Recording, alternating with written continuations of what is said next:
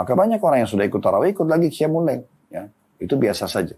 Nah, itu biasa dikerjakan kemudian 11 rakaat. Jadi kalau kita gabung ini, ya, kalau yang sama witir, 23 rakaat tarawihnya, tambah lagi 11 rakaat sholat tahajudnya. Tapi tentu tadi saya bilang kalau orang sudah witir di sholat tarawih, dia tidak ikut lagi witir di akhir. Kecuali dia sudah genapkan 1 rakaat dulu, dia niatkan untuk menggenapkan witir di awal malam di tarawih, maka boleh dia ikut witir di sholat tahajudnya. Nah, ini hukum syar'i yang luar biasa yang harus kita ketahui. Alhamdulillah wa la ilaha illallah wallahu akbar wa la hawla wa la quwata illa billahil aliyil azim. Rabbi gfirli atau Allahumma gfirli. Tepatnya Rabbi gfirli, ya. Kemudian membaca 10 akhir ayat dari surah Al-Imran serta juga bersiwak. Dan selanjutnya, ya, usahakan di 2 rakaat pertama membaca lebih ringan dari yang sebelumnya atau dari rakaat-rakaat sesudahnya nanti. Jadi 2 rakaat pertama ringan untuk membiasakan dulu tubuh kita untuk sholat malam.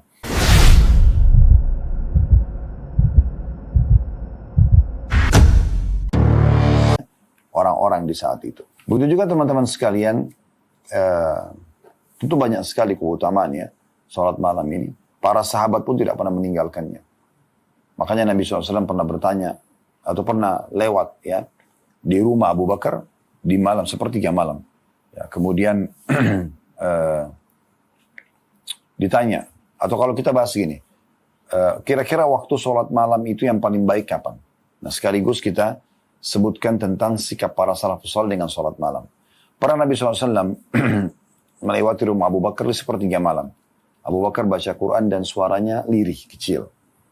Kemudian beliau lewat di rumahnya Umar, di waktu yang sama, Umar membaca dengan suara keras. Maka keesokan selepas sholat subuh, Nabi SAW bertanya kepada Abu Bakar, wahai Abu Bakar, kenapa semalam saya lewat depan rumahmu kau baca ayat dengan suara lirih?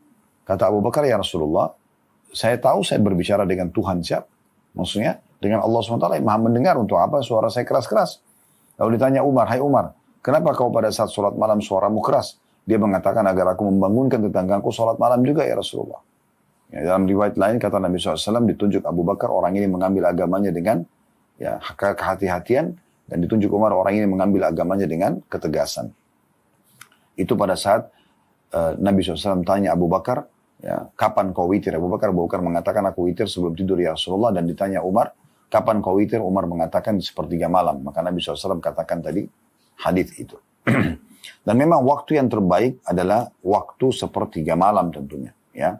Waktu sepertiga malam. Hadis yang sangat masyhur tentang masalah ini, hadis yang diriwayatkan oleh Bukhari Muslim, yanzilu Rabbuna tabaraka wa ta'ala kulla laylatin ila as-sama'i dunya hina yabqa thuluthul laylil akhir. Sesungguhnya Rabb kita tabaraka wa ta'ala yang maha berkah dan maha tinggi turun setiap malam ke langit dunia ketika tersisa sepertiga malam akhir, dan Allah berfirman, fayaqul man yad'uni fa astajibalah. Siapakah yang saat ini berdoa kepadaku, maka aku kabulkan. Sang Raja Allah berfirman begitu. Man yas'aluni fa'u'tiyah. Dan siapa yang memintaku di waktu ini, lalu aku akan berikan. Wa man yastaghfiruni fa'aghfiralah. Dan siapa yang memohon ampun kepadaku, maka aku ampuni. Fala yazalu kadzalika hatta yudhi'al fajr. Dan terus saja seperti itu keadaannya, kata Nabi SAW, sampai terbit fajar. Sampai terbit fajar. Ini waktu yang paling afdal. Namun di Ramadan, kita diberikan kesempatan oleh Allah Subhanahu wa Ta'ala untuk memajukan. Bukan di sepertiga malam, tapi di awal malamnya. Nah, tinggal teman-teman sekalian, berapakah jumlah sholat malam? Kalau dalam hadis Bukhari disebutkan, Nabi SAW memang dari hadis Aisyah radhiyallahu anha, sholat malam di Ramadan adalah 11 rakaat. 8 rakaat tahajud dan juga 3 rakaat witir. Namun ada riwayat yang lain juga dari Aisyah, beliau mengerjakan 13 rakaat. Rincian sebagian ulama, 13 rakaat adalah 2 rakaat sholat ringan. Karena kata Nabi SAW, atau kebiasaan Nabi SAW kalau ingin sholat malam, beliau memulainya dengan 2 rakaat ringan. Baru kemudian beliau sholat 11 rakaat. Ini keterangan tentang 13 rakaat itu. Nah, namun ini pendapat ulama yang mengatakan 11 rakaat saja. Ada pendapat ulama yang mengatakan tidak ada batasnya. Dan ini lebih condong pendapat jumhur ulama, ya. Karena berangkat daripada sabda Nabi SAW, salatul laili mathna mathna. Salat malam itu 2 rakaat, 2 rakaat. Fa idza khasya ahadukumus subha, shalla rak'atan wahidatan tutiru lahu ma qad shalla. Dan kalau kalian khawatir tiba waktu subuh, maka salatlah 1 rakaat sebagai witir dari salat yang telah dilakukan. Ya, berarti di sini orang boleh mengerjakan salat malam, jumlahnya tidak terbatas. Silakan saja, gitu kan. Tapi minimalnya 2 rakaat. Ini sudah kita jelaskan tadi, ya. Tinggal bagaimana kalau orang sudah sholat tarawih, apakah dia boleh sholat tahajud lagi? Nah, kembali kepada perbedaan pendapat ulama tadi. Kalau pendapat ulama yang pertama yang mengatakan dari hadis Aisyah radhiyallahu anha, Nabi SAW sholat 11 rakaat, sholat malam 11 rakaat di Ramadan dan luar Ramadan, itu sama saja. Maka pemilik pendapat ini mengatakan, berarti kalau orang sudah tarawih, maka tidak ada lagi tahajud. Nah, seperti itulah. Karena jumlahnya dikatakan Nabi di Ramadan, luar Ramadan selalu sholat 11 rakaat. Gitu. Kalau pendapat yang kedua tadi, yang mengatakan tidak ada batas dalam sholat malam, dan Allahu alam kami cenderung dengan pendapat ini, ya, yang mengatakan bahwasanya 2 rakaat, bebas berapa rakaat pun, maka boleh saja orang tarawih dan orang juga sholat tahajud. Nah, cuma memang yang disepakati ulama adalah hadis Nabi SAW, la witraini fi lailah. Tidak ada 2 kali witir dalam 1 malam. Kalau sholat malamnya gak ada masalah. Artinya orang kalau sudah sholat tarawih, kalau dia sudah witir bersama imam di sholat tarawih, berarti nanti kalau dia mau tahajud, dia tahajud tapi tidak ada lagi witir. Atau dia sholat tarawih, kemudian dia tidak witir. Nanti dia sholat witirnya di sepertiga malam. Setelah sholat tahajud misalnya. Nah, ini adalah bahasan tentang masalah witir tidak dikerjakan 2 kali. Ada sebagian ulama memberikan solusi. Bagaimana orang kalau sudah witir di awal malam. Misalnya dia sholat tarawih, dia sudah witir 3 rakaat. Sekarang dia mau sholat tahajud dan dia ingin witir lagi di akhir malam. Maka caranya adalah dia sholat 1 rakaat, dia genapkan dulu, dia niatkan genapkan witirnya yang awal malam, sehingga seakan-akan menjadi genap dengan 1 rakaat ini. Yang tadinya 3 menjadi 4 ditambah 1 rakaat ini. Kemudian baru dia sholat malam dan dia witir lagi 3 rakaat. Ya, Allahu a'lam. Ini tata caranya untuk mengerjakan itu. Jadi kalau kita lihat sekarang di Masjid Haram, di Masjid Nabawi, ya, kalau Ramadan, apalagi di 10 terakhir, kalau sholat tarawih dari awal Ramadan sampai menjelang malam Lebaran selalu ada. Ya. Cuma 10 terakhir itu sudah menjadi fatwa ulama dan menjadi keputusan yang diterapkan oleh pemerintah Saudi dan menjadi tontonan. Semua umat Islam bisa lihat, nonton itu di 10 terakhir Ramadan. Selain tarawih ada sholat qiyam Ramadan. Ya. Biasanya yang kalau pengalaman kami sebelumnya, di Ramadan itu biasanya jam 8:30 masuk Isya. Setelah Isya, setelah Ba'da Isya ada sholat tarawih. Ya. 20 rakaat, 23 rakaat. Setelah itu, kenapa 23 rakaat? Karena mereka berpegang pada pendapat kedua. Yaitu hadis tentang sholat malam 2 rakaat, 2 rakaat. Jadi tidak ada batasnya. Boleh 11, minimal 2, boleh 23. Boleh bahkan lebih daripada itu. Ya, itulah sebabnya kenapa Umar radhiyallahu anhu mengerjakan sampai 23 rakaat. Karena memang dasarnya ada hadis ini. Ya, sholatul lail mathna mathna. Sholat malam itu 2 rakaat, 2 rakaat. Nah, nanti setengah 2 malam, ya, atau tepatnya jam 1 malam lah, tepatnya, itu biasanya akan ada qiyamul lail lagi. Yang mau ikut silahkan. Maka banyak orang yang sudah ikut tarawih, ikut lagi qiyamul lail. Ya, itu biasa saja. Nah, itu biasa dikerjakan kemudian 11 rakaat. Jadi kalau kita gabung ini, ya, kalau yang sama witir 23 rakaat tarawihnya, tambah lagi 11 rakaat sholat tahajudnya.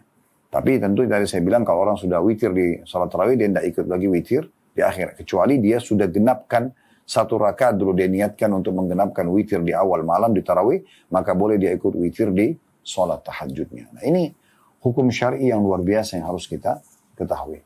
Teman-teman sekalian, kita tambahkan juga informasi, ya, bagaimana adab-adab sholat malam itu. Yang pertama adalah bagaimana niatnya. Ini disebutkan oleh Syekh Sa'ad Hafidahullah. Beliau mengatakan niat, ya, dalam sholat malam ketika mau tidur. Jadi diniatkan dari awal, gitu kan? Sebagaimana sabda Nabi SAW agar tidak luput dari kita pahala. Dalam hadis diriwayatkan oleh An-Nasa'i, "Ma min mri'in takunu lahu lailatun bilailin فَغَلَبَهُ عَلَيْهِ نَوْمٌ إِلَّا كَتَبَ اللَّهُ لَهُ أَجْرَ صَلَاتِهِ وَكَانَ نَوْمُ صَدَقَةٌ عَلَيْهِ. Tidaklah seorang niat ya, untuk melakukan sholat malam, lalu dia tertidur atau tidak bangun, melainkan Allah catat baginya pahala sholat malam. Dan tidurnya menjadi sedekah untuknya. Tidurnya menjadi sedekah untuknya. Jadi hadis ini berarti menandakan sangat baik kalau kita mau tidur di malam hari, kita niatkan sholat malam. Jadi kalaupun kita kelewatan, tetap dicatatkan bagi kita pahala sholat malam itu. Abu Darda juga radhiyallahu anhu menukil sebuah riwayat dari Nabi SAW, barang siapa mendatangi tempat tidurnya, dan dia berniat untuk bangun sholat malam, lalu kedua matanya mengalahkannya, maksudnya tertidur, hingga subuh, maka dicatatkan apa yang telah ia niatkan, dan tidurnya menjadi sedekah baginya dari Rabbnya. Tidurnya menjadi sedekah baginya Rabbnya. Ya. Kemudian juga dikuatkan tentunya teman-teman sekalian dengan, ini tambahan dari kami, tidak disebutkan oleh Syekh Sa'ad, tapi mohon maaf. Jadi ditambah dengan usahakan selain niat, kita juga teman-teman sekalian wudu sebelum tidur, jangan lupa doa dibaca. Ya. Ini penting sekali membaca doa. Ya. Tidur balik sisi kanan dengan meletakkan tangan di pipi. Ya. Ini penting sekali untuk kita perhatikan, karena ini berpengaruh sekali pada membantu kita untuk bisa bangun sholat malam, ya seperti itu. Kemudian juga jangan lupa pada saat tadi wudu, kemudian zikir sebelum tidur, jangan lupa pada saat terbangun kita juga membaca, ya ini membaca ini ya. Doa ini penting sekali, karena kalau Anda baca doa ini teman-teman sekalian, maka insya Allah ini akan sangat membantu Anda diterima sholatnya, diterima doanya, diampuni dosanya. Ya, diampuni dosanya. Hadits ini, hadits yang masyhur, hadits diriwayatkan oleh para ulama, seperti Bukhari menyebutkan dalam kitab Tahajjud, kata Nabi SAW, siapa yang terbangun di malam hari ya, kemudian dia, ada riwayat yang mengatakan dia menggosok giginya dengan siwak, atau ada yang mengatakan juga ya, dia terbangun, kemudian dia langsung mengusap wajah dan membaca ini. La ilaha illallah wahdahu la syarikalah, lahul mulku wa lahul hamdu wa huwa ala kulli syai'in qadir. Subhanallah walhamdulillah wa la ilaha illallah wallahu akbar wa la hawla wa la quwata illa billahil aliyil azim rabbighfirli. Yang artinya, la ilaha illallah wahdahu la syarikalah, tidak ada Tuhan yang berhak disembah kecuali Allah dan tidak ada sekutu bersamanya. Lahul mulku, miliknya lah kerajaan, walahul hamdu, miliknya lah puji-pujian, wa huwa ala kulli syai'in qadir, dan dia mampu mengerjakan apa yang dia inginkan. Subhanallah, maha suci Allah, alhamdulillah, segala puji bagi Allah. Wala ilaha illallah, tidak ada Tuhan yang berhak disembah kecuali Allah. Wallahu akbar, Allah maha besar. Wala hawla wala quwata illa billahil aliyil azim. Tidak ada daya dan kekuatan ya, dari Allah, kecuali dari Allah yang maha tinggi dan maha agung. Rabbighfirli, ya Allah maafkanlah kesalahanku. Dalam riwayat Ibn Abbas dinukil, Nabi SAW bangun lalu mengusap bekas tidur dari wajahnya dengan tangannya, kemudian membaca 10 ayat dari surah Al-Imran. Ini juga menguatkan bacaan tadi. Tapi kita, jangan masuk ke zikir itu ini dulu. Tapi kita masuk ke hadis tadi ya. Kalau terkaget tengah malam teman-teman, kata Nabi SAW, siapa yang bangun, kemudian dia membaca la ilaha illallah wahdahu la syarikalah, lahul mulku wa lahul hamdu wa huwa ala kulli syai'in qadir, subhanallah walhamdulillah wa la ilaha illallah wallahu akbar, wa la hawla wa la quwata illa billahil aliyil azim, rabbighfirli, kata Nabi SAW, akan diampuni dosa-dosanya. Kalau dia sholat akan diterima sholatnya, dan kalau dia berdoa akan diijabah doanya. Juga Nabi SAW itu kalau bangun, ya, beliau mengusap bekas tidur dari wajah beliau, kemudian beliau ya membaca 10 ayat terakhir dari surah Al-Imran. Ya. Juga Nabi SAW bersiwak pada saat bangun. Kalau kita sekarang menggosok gigi, ya. Dan kata Nabi SAW, aku diperintahkan untuk menggosok gigi itu atau bersiwak sampai aku mengira aku akan ompong, gitu ya. Saking seringnya disuruh untuk membersihkan gigi beliau SAW. Jadi adab kita sholat malam adalah niat dulu, kemudian bagaimana kita tadi ya, kita berudu, kemudian berzikir, ya.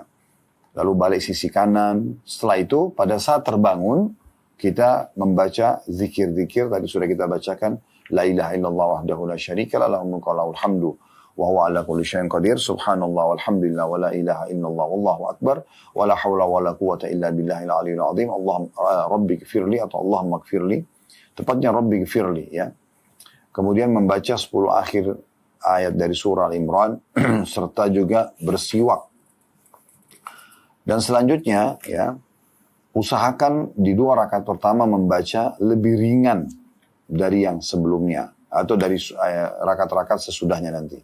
Jadi 2 rakaat pertama ringan untuk membiasakan dulu tubuh kita untuk sholat malam. Dan selanjutnya yang paling afdal dikerjakan adalah di rumah. Sholat malam itu rumah ya. Karena kata Nabi SAW, fa'alaikum bis salati fi buyutikum fa inna khaira salatil mar'i fi baiti illa al-maktubah. Kalian harus selalu mengerjakan sholat di rumah kalian, karena ketahuilah sholat seseorang lebih afdal, paling afdal dikerjakan di rumahnya kecuali sholat 5 waktu. 5 waktu ya. Jadi ini harusnya kita fahami baik-baik. Kalau ada orang sudah terlanjur rutin teman-teman sekalian untuk dia bangun sholat malam ya, ataupun mungkin baru dia bangun sholat malam dan dia sudah berumah tangga, ada baiknya kalau dia mengajak keluarganya untuk bangun bersama-sama. Kata Nabi SAW dalam hadis sahih ya, kepada Aisyah, kumi fa'autiri ya Aisyah, bangun dan witirlah wahai Aisyah. Beliau bangunkan istrinya SAW dalam hadis Bukhari Muslim. Dalam hadis yang lain, kata Nabi SAW, semoga Allah merahmati seorang laki-laki yang terbangun di malam hari, kemudian dia membangunkan keluarganya. Ya, kalau istrinya maksudnya. Kalau istrinya menolak, maka dia percikan air di wajahnya. Dan semoga Allah merahmati seorang perempuan atau istri yang bangun di malam hari, dia bangun sholat malam, kemudian dia bangunkan suaminya, kalau suaminya nolak, lalu dia percikan air di wajahnya. Kalau keduanya bangun dan sholat bersama-sama, maka mereka akan dicatat sebagai orang yang banyak berzikir kepada Allah subhanahu wa ta'ala. Ya. Ini termasuk hal yang penting sekali untuk ya, kita perhatikan ya. Jadi akan dicatat sebagai orang yang banyak berzikir kepada Allah subhanahu wa ta'ala. Dan tentu dalam sholat malam ini cukup banyak bahasan ya, panjang lebar berhubungan dengan masalah ini. Namun saya akan tutup dengan di akhir buku beliau ini tentang sholat malam ada hal yang menarik yang untuk kita bahas. Ada sunnah Nabi SAW sebelum sholat malam. Itu disebutkan oleh Abu Daud dan disahihkan oleh Syekh Albani. Yaitu Nabi SAW bila bangun malam hari sebelum sholat malam, jadi sudah wudhu, sudah segala macam, kalau kita mungkin sudah disejadah sehingga siap untuk sholat, maka Nabi SAW membaca Allahu Akbar 10 kali. Misalkan kalau zikir habis sholat kan subhanallah dulu, baru alhamdulillah, baru Allah Akbar ya. Kalau ini tidak, Allah Akbar dulu. Dan jumlahnya hanya 10, bukan 33. Kemudian membaca alhamdulillah 10 kali. Terus membaca subhanallahi wa bihamdi 10 kali. Ya, jadi Allah Akbar dulu, terus alhamdulillah masing-masing 10 kali, lalu subhanallah wa bihamdi 10 kali. Kemudian menambah subhanal malikil kudus 10 kali. Ya. Maha suci, raja yang maha tinggi dalam kesuciannya. Itu subhanal malikil kudus. Kalau tadi Allah Akbar saya tidak terjemahkan karena kita sudah tahu Allah maha besar, dibaca 10 kali. Kemudian alhamdulillah kita sudah tahu maha suci Allah, dibaca 10 kali. Subhanallah wa bihamdi, maha suci Allah dan segala puji-pujian untuknya, dibaca 10 kali. Subhanal malikil kudus. Nah ini yang kita terjemahkan tadi. Maha suci raja yang maha tinggi. Maksudnya Allah dan dalam kesuciannya. Lalu membaca 10 kali juga astagfirullah. Itu saja. Tidak ditambah dengan lafaz lain. Nabi SAW membaca astagfirullah, astagfirullah, astagfirullah. Ya, jadi urutannya Allah Akbar 10 kali. Alhamdulillah 10 kali. Pertama Allah Akbar 10 kali. Alhamdulillah 10 kali. Subhanallah wa bihamdi 10 kali. Subhana malikal kudus 10 kali. Astagfirullah 10 kali. Ini sudah yang kelima. Yang keenam baca la ilaha illallah 10 kali.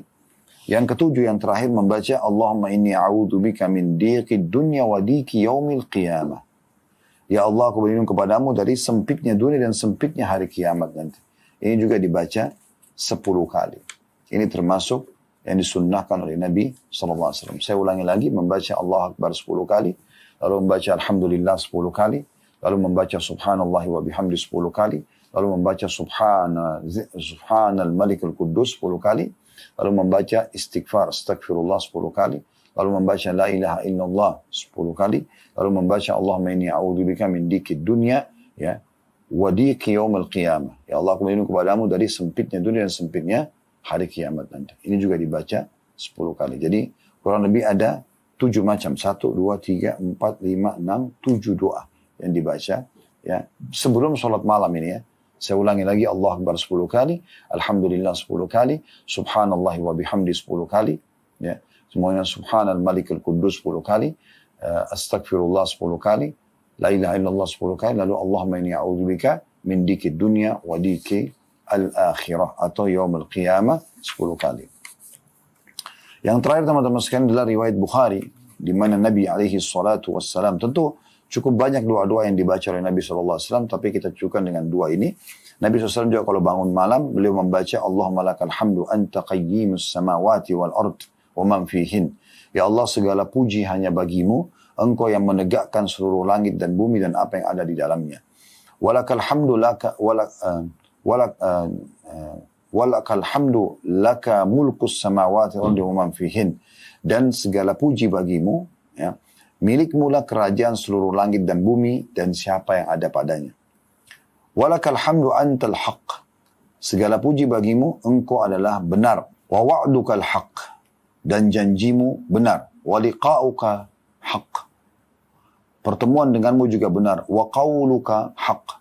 Perkataan atau firmanmu juga benar. Wal jannatu haq. Surga itu benar. Wan naru haq. Neraka itu benar. Wan nabiyuna haq. Dan para nabi-nabi juga benar. Wa Muhammadun sallallahu alaihi wasallam haq, dan Nabi Muhammad SAW juga benar diutus. Was-sa'atu haq, dan hari kiamat juga benar. Allahumma laka aslamtu, ya Allah kepadamu lah aku menyerahkan diri. Wa bika amantu, kepadamu aku beriman. Wa alaika tawakkaltu, kepadamu lah aku berserah diri. Wa ilaika anabtu, dan kepadamu lah aku menyerahkan urusanku. Wa bika khasamtu, kepadamu lah aku minta pertolongan. Wa ilaika hakamtu, kepadamu lah aku berhukum. Faghfir lima qaddamtu wa ma akhartu, ampunilah dosa-dosaku yang lalu dan juga yang akan datang. Wa ma asrartu wa ma alantu, apa yang aku sembunyikan atau apa yang aku terang-terangkan. Antal muqaddim wa antal muakhir, engkau zat yang mendahulukan atau terdahulu dan juga yang akan datang atau terakhir. Tidak ada yang awal dan tidak ada yang akhir kecuali Allah. Ya. La ilaha illa ant, tidak ada Tuhan yang berhak disembah kecuali engkau. Ini kalau belum dihafal tentu bisa diketik sambil searching di Google. Ini bisa dibaca setelah tahajud. Lalu kita ketik doa tahajud akan keluar insyaAllah. Doa ini tentunya ya. Dan selebihnya seorang mukmin berusaha untuk membaca doa-doa yang kira-kira dia butuhkan, ya, yang dia mohon kepada Tuhannya Allah subhanahu wa ta'ala. Baik teman-teman sekalian, ini bahasan kita. Semoga Allah SWT memudahkan kita untuk mengamalkan dan jadikan sebagai ilmu yang bermanfaat. Dan kalau benar dari Allah subhanahu wa ta'ala, kalau salah dari saya mohon dimaafkan. Subhanakallahumma bihamdika asyhadu an la ilaha illa anta astaghfiruka wa atubu ilaik. Wassalamualaikum